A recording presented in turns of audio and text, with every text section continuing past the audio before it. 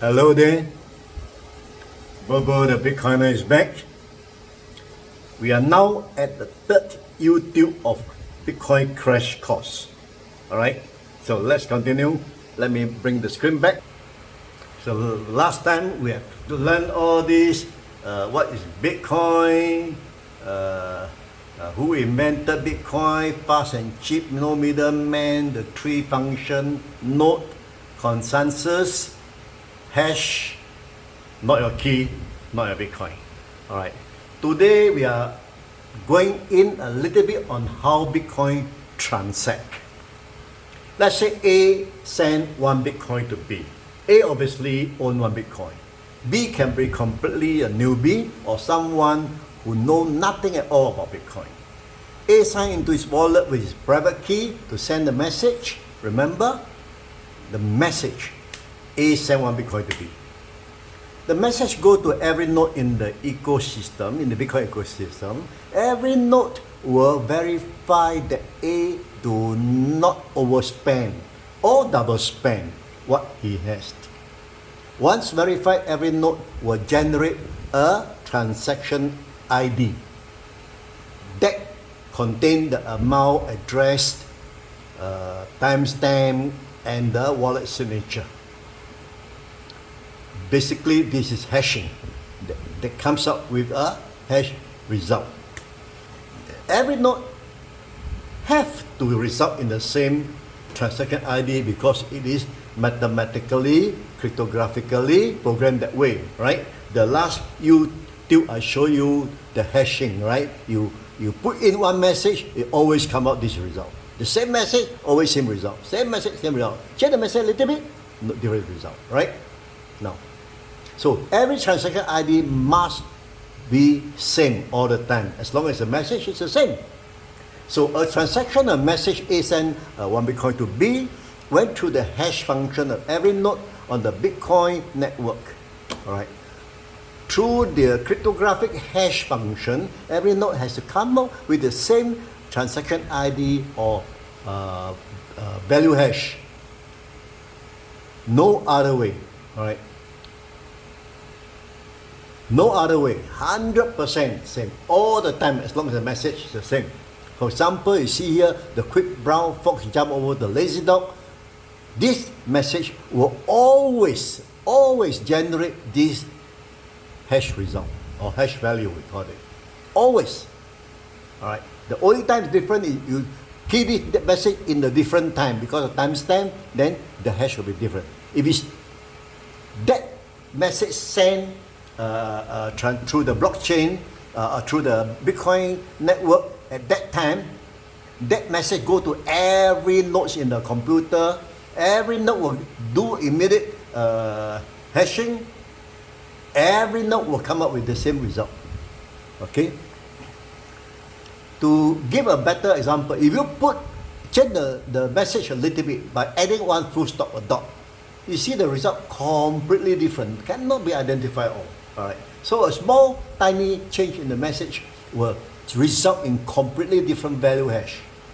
Even same message with a different timestamp will also have a completely different value hash.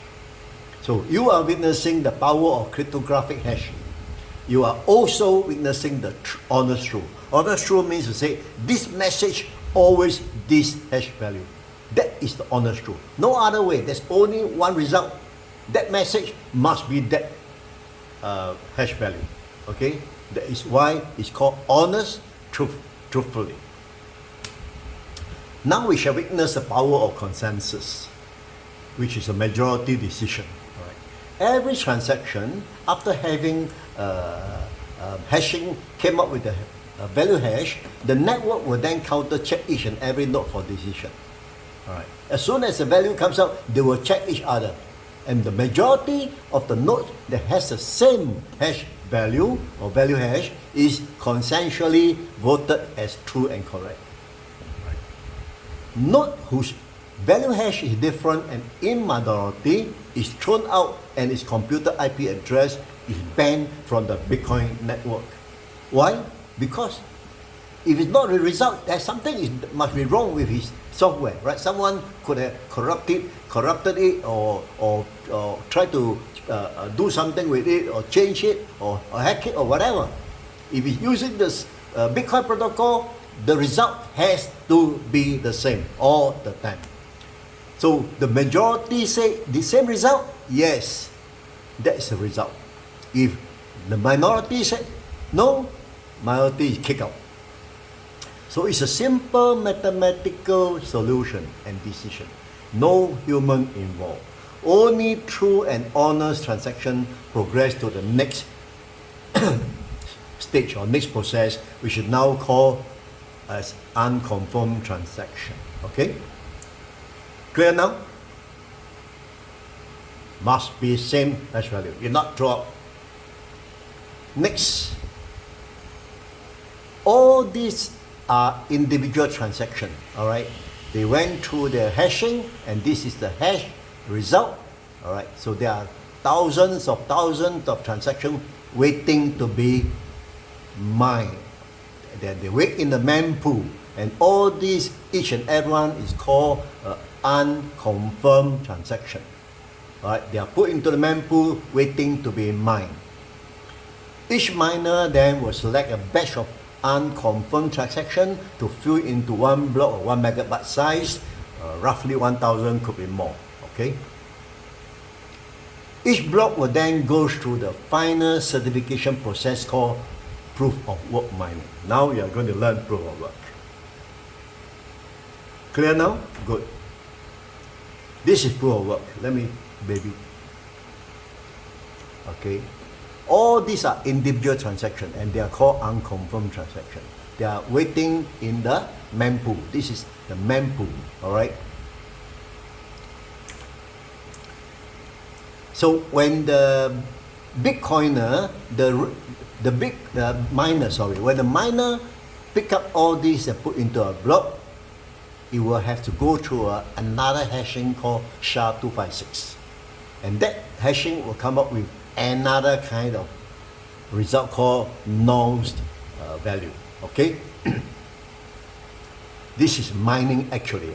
Pick up the transaction into one block, go into SHA-256, come up with nonce value. All right. The real work of mining is actually very simple. Just to guess the correct number. Example, this number. This is exactly here. Okay? This 000, a lot of O represent actually the difficulty. We'll learn about difficulty later. So miners, very simple. Guess this number. But the actual guessing is horrendously difficult. It is calculated that to mine a block with ASIC chip, the chance is 1 in 17 trillion odd.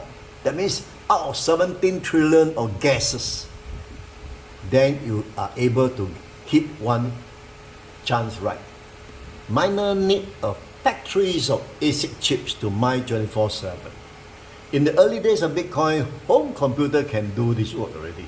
But now, of course, the network grown so big, home computer is no more possible. Today, we need a specially designed application specific integrated circuit ASIC computer chip to do the work. And they do only one work. Guess. Because of that, it generates a lot of heat and require high electricity. Okay? This is how mining is done. Guess, simple. Okay, the first miner who found the correct nonce value, who found this nonce value, who guessed the right value, all right, the first one globally, then announced to the Bitcoin network, and every node then registered into their ledger, the blockchain. So into the blockchain. So the block go into the blockchain. So this is the what they announced. This is what the successful. Let me open up a bit. Okay, you see the block number. This is the difficulty nonce value that the miner guessed right. All right. This sample was on the 8th September at 11:52 Okay, there are 2,823 transactions. You know, sometimes big, sometimes small, depending on each transaction size. And the total fee for this one is 13,000 US dollars. But in this block, there are 74,000 Bitcoin, and the value is 3.48 billions of dollars in this one block. 3.48 billion, almost 3.5 billion. All right. If you use this to transfer to the bank this amount, the bank charge you 1% means you are paying $34 billion. $34 million for a transaction, if 1%. All right. If just 0.1% is still 3.4 million. Right? 0.1%, don't talk about the 1%. 0.1% is 3.1 million. And here you are paying 13,000. You see the big difference? Right? In this block miner, you can see the reward is 6.25 Bitcoin, and the fee is 0.2722774. So together, the miner gets 6.52 Bitcoin. The miner earned 307,000 US dollar to mine this block. Good money, right? Easy, right? Just guess, right? You see the difficulty now. So a new block with a new number, with all the detail, the transaction block number, are inside there. And all this recorded by every node into their blockchain. The successful miner will be rewarded with a Bitcoin plus the processing fee. Now you understand the power of block proof of work. How difficult it is to mine just one block. You are seeing how miners actually secure the Bitcoin network in this way, cryptographically. Okay, I think I jumped in it already. I better stop it now. Let's continue next episode later. Okay, so important is you learn about the transaction, right? One thing come up with the identical must be ID. There's no other, must be same ID. Any no ID kick out by consensus, and then go into the mempool whereby they miner pick it up to go to proof of work, then do all this thing. Okay, all right. Time. I hope you enjoyed it. Bye bye.